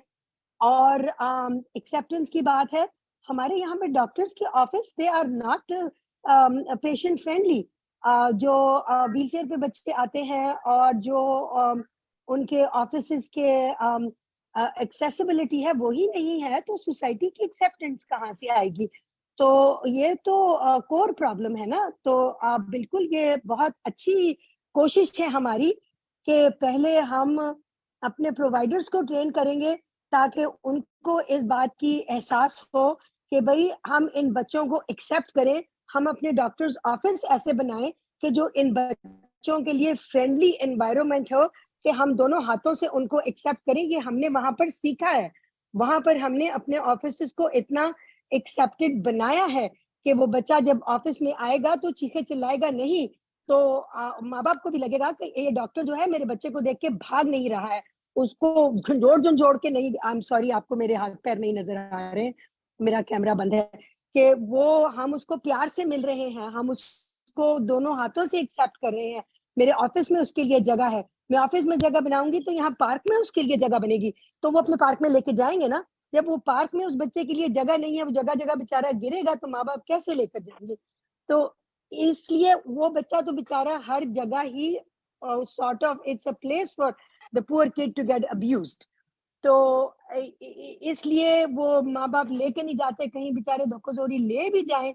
तो हम जैसे उस दिन फूलों की नुमाइश देखने गए थे, और मेरी अम्मी पार्टली डिसेबल है, तो व्हील चेयर के लिए बड़ी मुश्किल हो गई थी। और वहां पे मैंने एक भी डिसेबल बच्चा नहीं उस दिन देखा। हालांकि वहाँ उस फूलों की नुमाइश में अगर वो डिसेबल बच्चे आते तो वो इस कदर खुश होते, क्योंकि वहां इतनी खुली जगह थी और इतने झूले थे। मगर मजाल है मुझे एक भी बच्चा नजर आया हो वहां पर ऐसा।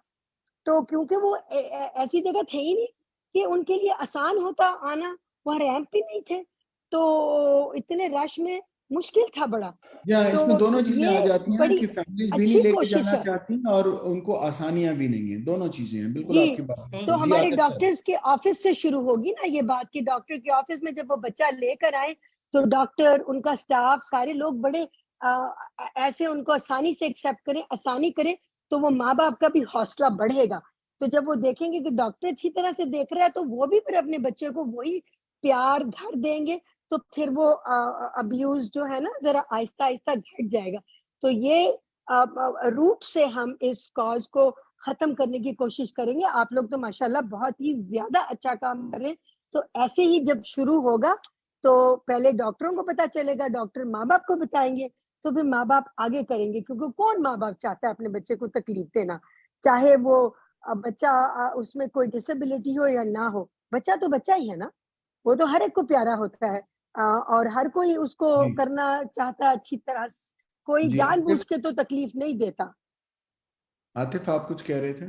जी डॉक्टर। जी सर, मैं असल में ये कह रहा था कि जो आपने बात की ना सर, ये एक्ट की जो पंजाब गवर्नमेंट की, तो यहाँ पे सर मैं 8 और 9 तारीख को सिंध गवर्नमेंट के कोलैबोरेशन से एक वर्कशॉप करा रहा हूँ, Sardar Yasin Malik professional development centre. उसमें जो 2018 का जो एक्ट था यहाँ सिंध गवर्नमेंट का, empowering person with disability act, तो उस पे मैंने कुछ गवर्नमेंट के लोगों से बात की। मैंने बोला ये एक्ट तो बना हुआ है लेकिन इस पर तो काम नहीं हो रहा, और उसके साथ जो पर्सनस के जो राइट है उस पर भी बात करनी है हमें। तो जो आपने बात की तो उसके लिहाज से मैंने बोला चलो मैं हाँ इसे बिल्कुल, शेयर कर बहुत देता हूँ। सही। जो भी डॉक्टर अजरा है, जो लोग आना चाहें उस वर्कशॉप में, ये 2 दिन की वर्कशॉप है, 8 और 9 तारीख को।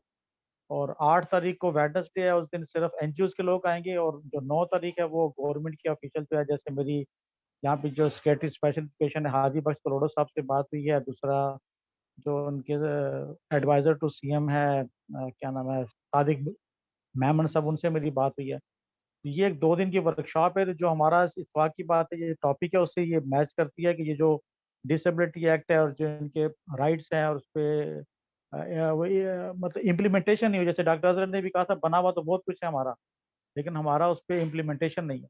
तो ये सर इसलिए मैंने शेयर किया था कि यहाँ जो लोग शुक्रिया। बैठे हुए जो कराची वाले लोग हैं, तो वो उस पर फॉर्म है, ऑनलाइन फॉर्म फिलअप करना है, और यहाँ 2 दिन की वर्कशॉप है। और जहाँ तक पंजाब की बात है सर, पंजाब में तो वाकई मेरे ख्याल है हमारे सिंध से काफ़ी ज़्यादा काम हो रहा है। मैं बेसिकली पढ़ा तो कराची में हूँ, लेकिन मेरा ताल्लुक गुजर खान से है। मेरे तालीम इधर किया, लेकिन मेरा नेटिव टाइम गुजर खान है, पि- पिंडी के पास, जो आपने शायद जी देखा जी होगा। बिल्कुल देखा हुआ तो है। अक्सर मेरा गुजर खान जाने होता है, तो मैं देखता हूँ। मैं 2 दफ़ा ये नादिया रियाज साहब के भी सेंटर पे गया था, मैंने वहाँ पे भी विजिट किया है। इन्होंने माशाल्लाह बड़ा अच्छा सेटअप बनाया हुआ है। तो पंजाब में हमारी चीज़ें हमारे यहाँ के मुकाबले में काफ़ी बेहतर है। सिंध में एक्ट तो बने हुए हैं, लेकिन कुछ पे इम्प्लीमेंटेशन नहीं हो रही है। इसीलिए मेरी सिंध गवर्नमेंट में लोगों से बात हुई थी। और दूसरी सर, एक इससे हट के तो मैंने एक इनविटेशन के लिए बात की थी। वो जो बात हो रही है ना सर, अब्यूज़ की, तो मैं चूंकि प्रैक्टिसिंग क्लिनिकल साइकोलॉजिस्ट हूँ, और मैं MBBS भी हूँ, और मैंने साइकोलॉजी भी किया हो, तो मेरा सेंटर है ब्रेन एंड माइंड डायग्नोस्टिक। तो यहाँ सर अक्सर जो है, जो पेरेंट्स बच्चों को लेके आते हैं 8-9 साल के, 10 साल के, उनकी बॉडी लैंग्वेज से लग रहा होता है कि कुछ वो कहते हैं इसको फिट्स पड़ रहे हैं, कुछ कहते हैं जी ये अचानक बच्चा या बच्ची बेहोश हो जाती है। तो वो मेडिसिन की हद तक तो वो ठीक होता है। लेकिन जैसे ही मैं उनसे कहता हूँ ना कि आप इसकी साइकोलॉजिकल असेसमेंट करा लें, साइकोलॉजिस्ट के पास लेके जाएं, वो अकेले में बैठ के इनसे बात करेंगी, बच्ची से पूछेंगी क्या हुआ था, कहते हैं नहीं नहीं नहीं, ये तो कराने की जरूरत नहीं है, इसको रहने दें, ये तो छोड़ दें, ये तो हम उसका कुछ और कुछ कराएंगे, बस आपको उसकी दवाई दे दें ताकि इसको नींद आ जाए। तो मतलब ये भी एक हमें क्लू होता है, जब पेरेंट्स या रिलेटिव या जो उनकी केयर गिवर है, जब वो रिलेक्टेंट होते हैं ना साइकोलॉजिस्ट के पास जाने के या स्पेशल जी एजुकेटर के पास जाने के, तो वही आपका क्लू होता है कि there is something wrong regarding physical, mental, psychological और इवन सेक्सुअल अब्यूज। तो ये मैंने एक एक तरह का एक मेरा हिंट है, जिससे मुझे अंदाजा हो जाता है कि इनके साथ कोई इशू है, और अल्टीमेटली वो इशू वही निकलता है। तो वो ये चीज़ें हैं, और ये भी जो है निगलेक्ट में ये सारी चीज़ें आती हैं। और निगलेक्ट को एड्रेस करने का बेहतरीन तरीका जो मैंने आपको बताया कि पेरेंट्स अगर साइकोलॉजिकल असेसमेंट से, साइकोलॉजिकल एवेल्यूशन से, या साइकोलॉजिस्ट के पास अकेला भेजने से, या इवन डॉक्टर से अकेला बात करने से अगर वो रिलेक्टेंट हो, मना करें, तो आप समझ जाएंगे यहाँ पे ये जो एरिया जिसको हम डिस्कस कर रहे हैं अब्यूज़ वाला, ये उसमें शामिल है। उसको बच्चे को फिजिकल इलनेस नहीं है, उसको साइकोलॉजिकल है, मिलिंगरिंग है, या कन्वर्जन रिएक्शन ये है। अब कई दफ़ा मेरे पास पेशेंट ऐसे आते हैं, वो उन्होंने 2 दफ़ा EG कराई होती है, MRI कराया होता है, तो जी फिट्स पड़ रहे हैं। एक तो मेरे पास पिछले दिनों में बच्ची आई सर, उसका तो EG भी 2 दफ़ा हुआ था, और उसको 2 दफ़ा एडमिट होके उन्होंने पूरा का पूरा स्टेटस एपिलेप्टिकस का उसको वो पूरा प्रोटोकॉल दिया हुआ। तो जब मैंने आके देखा, मुझे तो एट अ ग्लांस अंदाजा हो गया कि इसके साथ जो है कुछ और इशू है। मैंने जैसे ही साइकोलॉजिस्ट के पास भेजा, उसने सेटिंग लगाई, मेरे पास अदब का क्लिनिक में साइकोलॉजिस्ट होते हैं, उसने वो असेस किया। असेस करके मुझे उसने फ़ोन किया जी कि ये तो ये मसला है। तो उसके बाद उनको बोला ठीक है जी, थेरेपी कर रहे हैं, आप कल दोबारा लेकर आएँ। कुछ दिन के बाद वो पेशेंट आई नहीं मेरे पास। तो ये सारी इशू है। ये भी हमें इससे बताने का मकसद है, इससे हमें क्लू मिल जाता है जब पेरेंट्स रिलेक्टेंट होते हैं थेरेपी कराने के, तो that is a clue towards इसकी हम एक दफा दोबारा बात करेंगे जी सर्विसेज, और सर, उसके मेरा लिए है पहले आप अपनी स्लाइड्स थोड़ा सा शेयर कर ले, उसके बाद हम डिस्कशन बाद में। या जी जी सो इसी तरह सेक्सुअल अब्यूज भी इन बच्चों में, मैं I am not going to go into the details because है, तो ये भी बहुत ज्यादा है। और उसकी वजह आमतौर पे यही होती है कि ये बच्चे अपना दिफा नहीं कर सकते, बता नहीं सकते, और लोगों को इन्फॉर्म नहीं कर सकते। तो मैं अब जरा से स्पीड लूंगा, क्योंकि टाइम मैंने देखा काफी ज्यादा जो है ना, डिस्कशन हमारी काफी लंबी हो गई। तो अब मसला ये आता है कि क्या वजूहात हैं कि बच्चों की वल्नरेबिलिटी क्यों है ज्यादा। That is my question. इसके बारे में कोई राय दे सकता है कि क्यों ज्यादा वल्नरेबल हैं ये बच्चे अब्यूजेस से, और जिस तरह आपने देखा कि हमारे जो एटीट्यूड्स हैं वो इस तरह के क्यों हैं। Anyone who can guide us on that? Sir I think सो कि क्योंकि अब हमारा टाइम काफी शॉर्ट हो गया है, तो अगर हम इसको वाइंड अप करें, क्योंकि अभी डॉक्टर आयशा से भी हमने कमेंट्स लेने हैं। तो हम आमतौर पे जिस तरह ये बातें अभी डिस्कस हो गई हैं कि इसकी वजूहात ज्यादातर अगेन क्योंकि फैमिलीज बजाते खुद डिस्ट्रेस्ड हैं। इन बच्चों के लिए हमारे पास सवालात बहुत हैं, जवाबात नहीं है।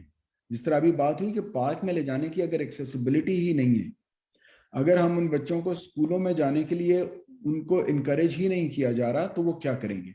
सो ये वजूहात हैं। और फिर क्योंकि ये बच्चे कई दफा they are also clumsy in their hands, कि वो उनके हाथ उतनी अच्छी तरह फाइन तरीके से काम नहीं करते, तो गलतियां ज्यादा होती हैं, चीजें गिरती हैं, और उसमें भी इनको मारपीट ज्यादा पड़ती है। और जो मेरे ख्याल में सबसे बड़ी वजह यह है कि हमारे इधर कोई इंसाफ का निज़ाम नहीं है। सो अगर कोई गलत करता भी है तो हमारे पास कोई सिस्टम नहीं है कि उन माँ बाप को जो बच्चों के साथ बुरा सलूक कर रहे हैं कुछ किया जा सके। लेकिन इससे ज्यादा मुश्किलात आ जाती हैं कि इसके नुकसानात क्या क्या हैं।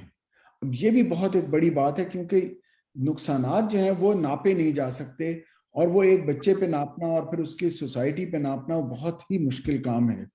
सो हम ये देखते हैं कि इसके नुकसानात मतलब जो प्राइमरीली तो ये आ जाते हैं कि बच्चे आम तौर पे ज़्यादा एग्रेसिव हो जाते हैं, उनकी ट्रीटमेंट ज़्यादा मुश्किल हो जाती है, वो सुनते सुनाते नहीं हैं, वो जितना सीखा है वो रिग्रेस कर जाते हैं। और दूसरी लॉन्ग टर्म में ये होता है कि लॉन्ग टर्म उनकी जो रिहैबिलिटेशन है वो इंतहाई मुश्किल हो जाती है। हम again not going to go into the details because थोड़ी सी बातें हम प्रिवेंशन के हवाले से भी कर लें। सो अगला सवाल, आखिरी जो हमारा सवाल है, अब ये जरा सा लंबा सवाल है लेकिन, कि हम इसको बचाया कैसे जा सकता है। अब मामला हमने आइडेंटिफाई तो कर लिया, हमें उसके नुकसानात भी पता लग गए, करना क्या है। और सबसे मेरे नज़दीक जो इम्पोर्टेंट चीज़ है, किसने करना है। सो किसने करना है वाला सवाल जो है ना, ये बहुत ही बड़ा सवाल है। और इसका जवाब अगर मैं दूं तो ये एक इकोलॉजिकल सिस्टम है जो कि अक्सर साइकोलॉजिस्ट इसका बनाते हैं। तो हमने उसको एक स्पेसिफिक बताया कि बच्चे को अगर हम सेंटर में रखें तो सबसे ज्यादा जिम्मेदार जो है वो उसकी इमीडिएट फैमिली है, फिर उसकी एक्सटेंडेड फैमिली है, उसके नेबर्स हैं, उसके फ्रेंड्स हैं, पीयर्स हैं, ये जो माइक्रो एनवायरनमेंट है उसकी। सो इन लोगों ने करना है उसके लिए सबसे ज्यादा काम, लेकिन किसी एक शख्स का काम नहीं है, ये सबका मिलके काम होगा। उसके बाहर के सर्कल में अगर जाएं तो जहां माँ बाप काम कर रहे हैं या जहां पे वो मदरसे जा रहे हैं, स्कूल जा रहे हैं, अस्पताल जा रहे हैं, कम्युनिटी सेंटर्स, ये इनकी भी जिम्मेदारी है इन बच्चों का ख्याल करने की। और ख़ास तौर पे हमारा मीडिया जो कि अब बहुत ही ज़्यादा नेगेटिव और पॉजिटिव हो सकता है, और वो लेकिन इन्फ्लुएंस बहुत ज़्यादा कर रहा है। और आखिर में जब हम मैक्रो स्फीयर में जाएं तो एक्सोस्फीयर में जाएं तो फिर कल्चर्स हैं, बिलीव्स हैं हमारी और अक्सर तो गिल्ट का इसमें बहुत ज़्यादा एलिमेंट है, और ब्लेम गेम का बहुत ज़्यादा एलिमेंट है कि इस वजह से है कि तुम्हारे अंदर कोई कमी थी और ये वगैरह वगैरह। और फिर हमारी इम्प्लीमेंटेशन ऑफ लॉ है, गवर्नमेंट पॉलिसीज हैं, कस्टम्स हैं, लॉज हैं। So these are all the people. So सब मिल के काम करेंगे तो ये काम हो सकेगा। और लेवल्स ऑफ प्रिवेंशन है कि मतलब मैं जिस चीज़ पे हमेशा जोर देता हूँ वो है कि कभी भी अगर हमें काम करना है तो हमें खुद से शुरू करना है। हमें इस जो बाहर वाला सर्कल है इसकी तरफ नहीं देखना, हमें सबसे अंदर वाले सर्कल पे काम शुरू कर देना चाहिए और आहिस्ता आहिस्ता इसे बाहर निकालते जाएं। सो लेवल्स ऑफ प्रिवेंशन में अगर हम देखें तो सबसे पहले तो ये है कि हम डिसेबिलिटी होने से पहले उसे रोक सकें, और अगर कोई डिसेबिलिटी किसी किस्म की भी आ जाती है, याद रखिएगा कि जब डिसेबिलिटी की डेफिनेशन हमने इसीलिए दी थी कि डिसेबिलिटी है वो बैरियर जो कि बच्चे को काम नहीं करने दे रहा। अगर उसको एक्सेसिबिलिटी दे दी जाए, उस बैरियर को रिमूव कर दिया जाए तो डिसेबिलिटी रिमूव हो जाएगी, डिसेबिलिटी कम हो जाएगी। अगर एक बच्चा सुनता नहीं है और अगर उसके कानों में आला लग जाएगा और वो सुनने लग पड़ा तो डिसेबिलिटी रिमूव हो गई। अगर एक बच्चे को दिखाई नहीं देता, अगर उसको अच्छी आंखों का इलाज हो जाएगा तो वो डिसेबिलिटी रिमूव हो जाएगी।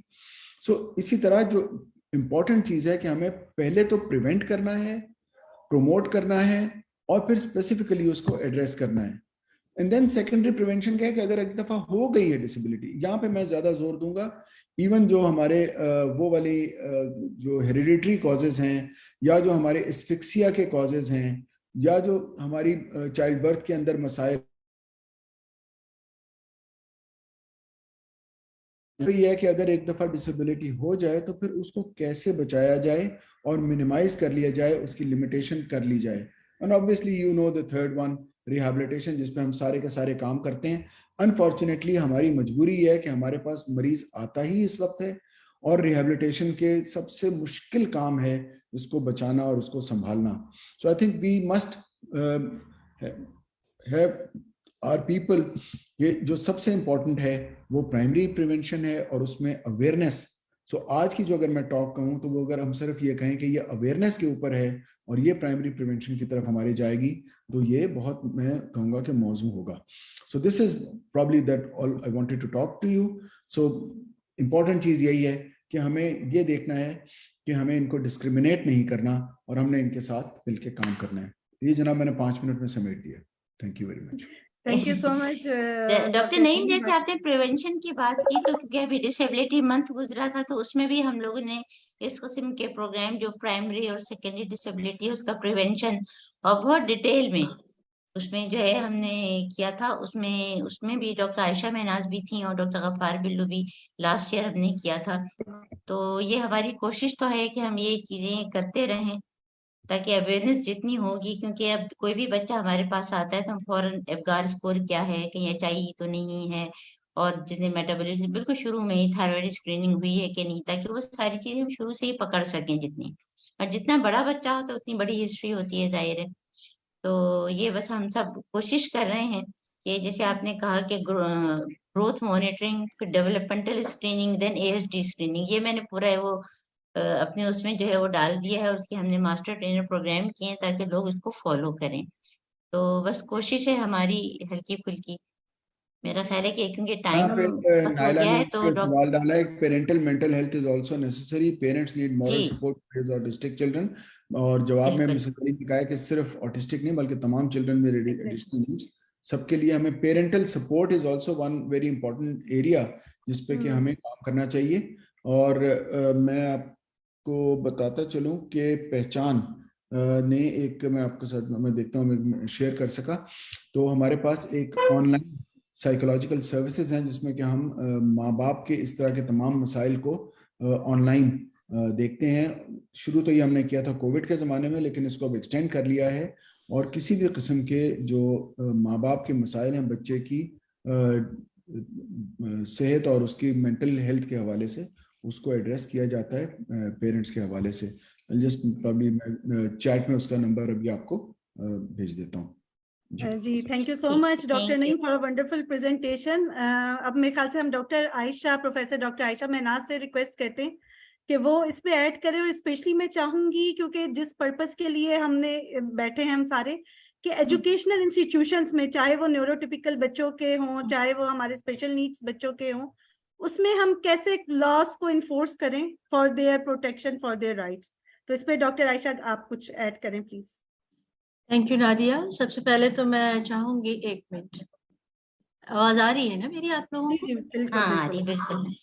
सबसे पहले तो मैं नादिया, तुम्हारा, डॉक्टर अजरा और एएसएम का शुक्रिया अदा करना चाहूंगी कि ये this important topic of child abuse particularly in disable और स्पेशल चिल्ड्रन का टॉपिक आपने सेलेक्ट किया.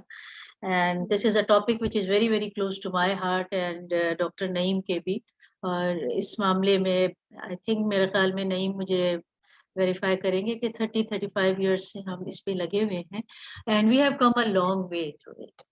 तो बहुत शुक्रिया. और मैं कहूंगी कि आप लोग इस टॉपिक के ऊपर जारी रखिए डिस्कशन, क्योंकि जितने से ज्यादा लोग अवेयर होंगे उतना ही रास्ता आसान होगा. आज की गुफ्तगू बड़ी सैर हासिल रही है. मेरे ख्याल है डॉक्टर अजरा ने और डॉक्टर नईम ने तकरीबन all aspect of child abuse as well as child abuse in special children या डिसेबल्ड चिल्ड्रन पे डिस्कस कर लिया है. मैं सिर्फ 2 हवाले से बात करूंगी. एक तो चाइल्ड अब्यूज के हवाले से. जैसे हमने कहा कि बहुत लंबी जर्नी रही है, लेकिन अब कम से कम हेल्थ केयर प्रोवाइडर्स या रिलेटेड पर्सनल्स में ये तो हो गया है कि उन्हें चाइल्ड अब्यूज की अवेयरनेस हो गई है. डेफिनेशंस भी पता चल गई है, उसके टाइप भी पता कर दिए हैं, कहाँ कहाँ बच्चा अब्यूज हो रहा है. फॉर्चुनेटली मीडिया भी अब सेंसेशनलाइज से ज्यादा थोड़ा बहुत ऑब्जेक्टिव रिपोर्टिंग शुरू कर दी है.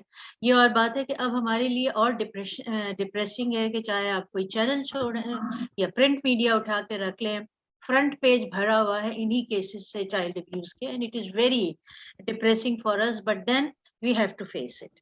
सो चाइल्ड अब्यूज के हवाले से अब जो इश्यूज आ रहे हैं, मैं थोड़ा सा मैनेजमेंट एंड रिहैबिलिटेशन पे ही फोकस करूंगी. एक तो अभी तक हम कोशिश बहुत कर रहे हैं, रिपोर्टिंग मैकेनिज्म नहीं डेवलप कर पा रहे हैं. सिंध चाइल्ड प्रोटेक्शन अथॉरिटी ने बहुत अच्छे इकदाम किए हैं, जिसमें appointment of child protection officers है, लेकिन अभी भी वो जो हम चाह रहे हैं कि ऑटोमेटिकली एक रिपोर्टिंग मैकेनिज्म है जो जो इनका हेल्पलाइन है 1121 पे आप कोई भी हाथ रिपोर्ट करें, पूरी मशीनरी जो है वो एक्शन में आ जाए और बच्चे को कम से कम उस एनवायरनमेंट से निकाल के प्रोटेक्ट किया जाए, even it is for a temporary reason, and उसको एड्रेस किया जाए। इस पे हम लगे हुए हैं, बट आई थिंक कि हमें और कंसंट्रेटेड एफर्ट्स की जरूरत है, ताकि अगर एक बच्चे का केस रिपोर्ट हो रहा हो तो उसको जस्टिस प्रोवाइड किया जाए, डिले नहीं किया जाए।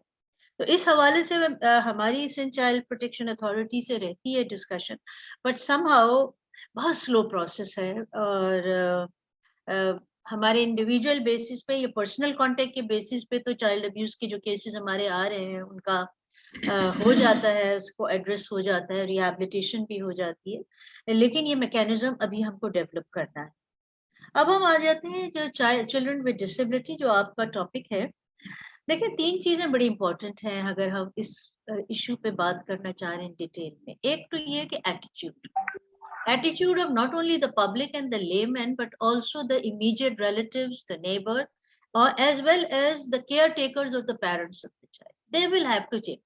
मैं ये कहती हूँ ये बच्चे तो स्पेशल हैं, लेकिन जो पेरेंट्स या केयर टेकर हैं वो भी स्पेशल है, क्योंकि अल्लाह ताला ने इनको सेलेक्ट किया है इनकी केयर में, और कुछ इस काबिल समझा है खुदा ने, तभी ये बहुत बड़ी रिस्पॉन्सिबिलिटी इन पेरेंट्स में और इनके केयर टेकर को दी है कि आप इस बच्चे के साथ न सिर्फ उसके तमाम हुकूक जिसके आपने UNCRC में बात की है प्रोवाइड करें, पर उसको लव करें, बॉन्डिंग करें, और कोशिश उनको ये होनी चाहिए कि इनको एक active member of the society वो, इनको एक डिपेंडेंट के बोझ ना बनाया जाए।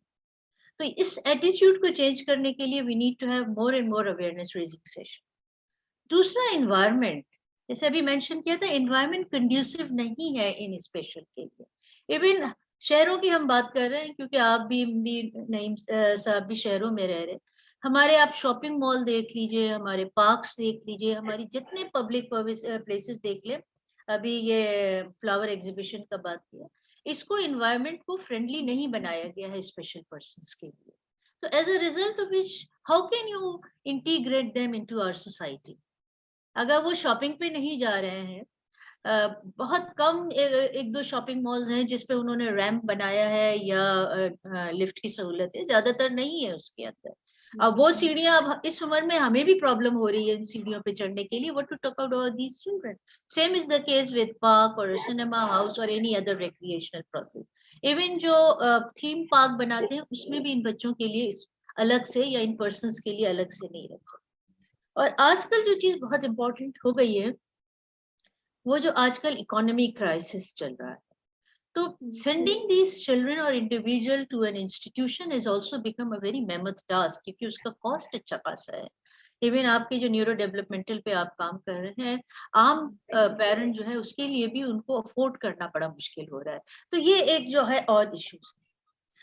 कुछ हमने अभी आपने UNCRC की बात की है, आई विश के थोड़ा सा हम डिस्कशन UNCR यानी United nation children rights for patient और पर्सन विद डिसेबिलिटी की भी बात कर लेते हैं, जिसके पाकिस्तान सिग्नेटरी है, और 2011 में पाकिस्तान ने रेटिफाई किया था इस UNCRC for person with disability. तो उस लिहाज से अभी हमारे ऊपर अखलाकी एज वेल एज समाजी फर्ज भी है कि हम इसके लिए काम करना शुरू करें।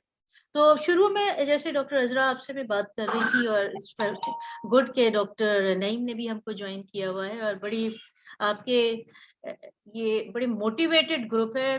कभी भी आप क्वांटिटी पे मत जाएं, क्वालिटी पे जाइए। We have got a quality people at the moment who all seems to be very very committed to this cause.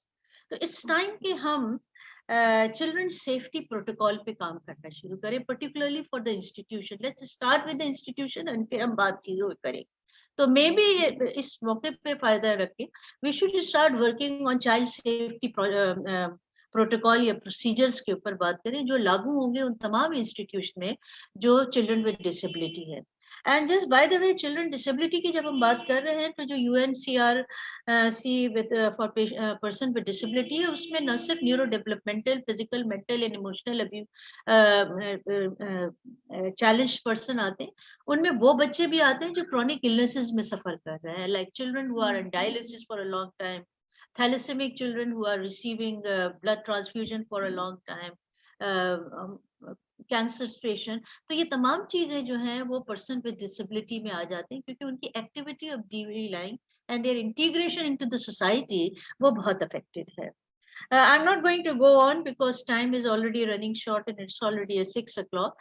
But once again, congratulations Azra and Nadia for organizing this event. And जैसे doctor Naeem ने कहा, हम कहते हैं हम लोग partner in crime है, क्योंकि हमने एक साथ ही चाइल्ड अब्यूज पे काम करना शुरू किया था, और इंशाल्लाह हमारी एफर्ट्स रहेगी.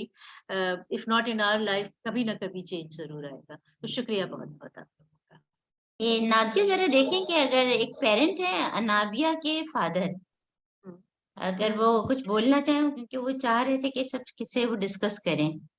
बिल्कुल तो बिल्कुल जी, प्लीज अगर आप हैं फादर ऑफ अनाबिया. उनके फादर का नाम मैं भूल गई हूँ, बच्ची का नाम मुझे याद है कि अनाबिया. क्योंकि कुछ और लोग नेम के बगैर भी हमें ज्वाइन किया हुआ ना, तो इसलिए हाँ, मे बी मैंने उनसे खास तौर पे कहा भी था, उन्होंने बहुत ही थैंक्स भी किया था. डॉक्टर आयशा ने भी उसको देखा हुआ है, आपको याद होगा आयशा के इमोशनल अब्यूज का केस था, और कोर्ट ने उनके अगेंस्ट फैसला किया, वो बच्ची उनसे ले ली गई. तो मुझे नहीं पता कि मैं उनकी कैसे हेल्प करूं ना, कि मैं कहाँ जाऊं. असल में अभी जो ये रिदा जहरा की भी जो केस थी, आपने पूरा प्रोसीजर किया होगा कि कोर्ट खुद ऐसे वर्डिक्ट दे रहा था कि परपेट्रेटर या कल्प्रिट के हवाले खुद उन्होंने किया. Hats off to the father of that girl, कि उसने स्टैंड लिया till the end and finally he was able to get the custody of her own child back. तो आई विश कि हमारा रिपोर्टिंग मैकेनिज्म और redressal system of the court जो है वो ठीक हो जाए, क्योंकि मेरे पर्सनल ये है कि जब तक मुजरिम को सजा नहीं दी जाएगी और उसको बताया नहीं जाएगा, क्राइम खत्म होना बहुत मुश्किल है. अवेयरनेस अपनी जगह है, लेकिन उसके लिए तमाम सेक्टर्स को काम करना पड़ेगा. तो मुझे बिल्कुल याद है नाबिया का केस. जी, आप जब तक उन वालिद का इंतजार कर रही हैं, मैं सिर्फ एक बात कहना चाहूंगी. As a paediatrician, I am a paediatrician for the last 45 years working in States. मैं अपने हर बच्चे को, अनफॉर्चुनेटली मैं 6 month old अब्यूज भी देख चुकी हूँ वहां पे, विच इज हॉरिबल.